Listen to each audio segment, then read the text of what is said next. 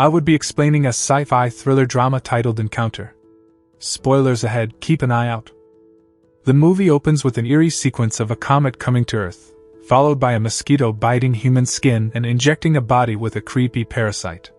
With that gross little setup in our heads, we meet the protagonist, Malik Khan, an ex-mariner who wakes up in what seems like a motel room and notices bugs peering through a gap in the wall. He hastily prepares his luggage, which includes a handgun and bug spray. He hasn't seen his two sons, Jay and Bobby, in 2 years because of his covert mission. The two children are raised by their mother, Paya, and stepfather, Dylan. Jay receives Malik's letter and misses him. The same night, Malik smashes into the house and locks Paya and Dylan in the garage. Malik then persuades Jay and Bobby to accompany him on his getaway. His older son, Jay, notices signs of struggle in their kitchen. During the drive, a policeman pulls him and discovers an unlicensed pistol on him. Though Malik is polite, the cop is hostile and aggressive, and Malik sees something shifting behind his eyes. Malik determines the cop has been infected. Using impressive hand-to-hand combat skills, Malik wrestles the gun away from the cop, knocks him out, and leaves him in the street.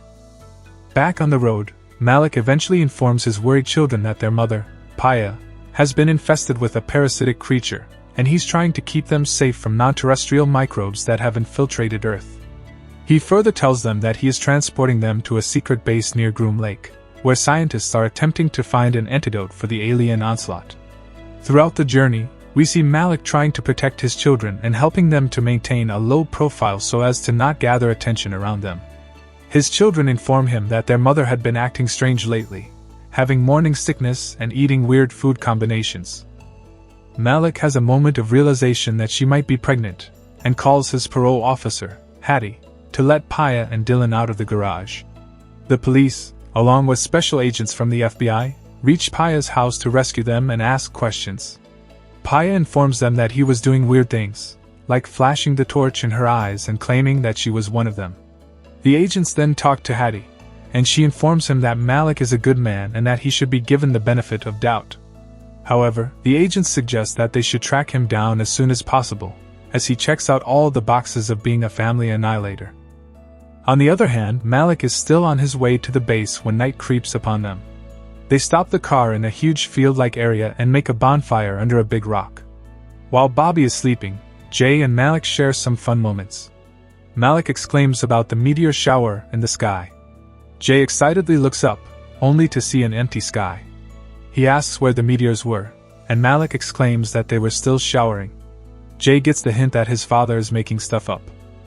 As they decide to resume their journey, Malik notices that the tire is flat. In hope of finding a place to fix the car, he continues driving with a flat tire. Eventually, he finds an old cabin in Vulture, Nevada, on their trip to Los Lunas. When he sneaks into the house to take the keys to the car parked near the door, an elderly person shoots him with a shotgun. Malik slams the man on the head and steals his car to flee. While the attack is happening, Jay calls the number he assumes is the base.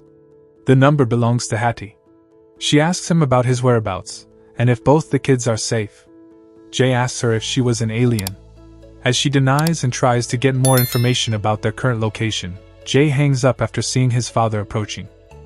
After the conversation, Hattie is not satisfied with the family annihilator narrative formed and decides to meet Malik's marine buddy, Raul. Raul shows her some of the letters he received from Malik, and she sees weird drawings on all the letters. She realizes that Malik is suffering from a psychotic disorder, due to which he is having the alien attack hallucinations, and decides to contact the agents. Wounded from the shot of the old man, Malik asks Jay to drive. Jay drives his father and brother to the deserted mining town of Los Lunas, where they spent the night. The brothers drive off to bring medicine for their father in the morning, where Jay finds through the radio that their father had misled them about his 2-year secret assignment. In reality, he was imprisoned for 2 years. Jay questioned his father as the unexpected information hit him. Meanwhile, Dwight and Kurt, the old man's sons, find out about the attack and follow the boys to the mining town and kidnap Bobby. They dare Malik to surrender himself and start shooting.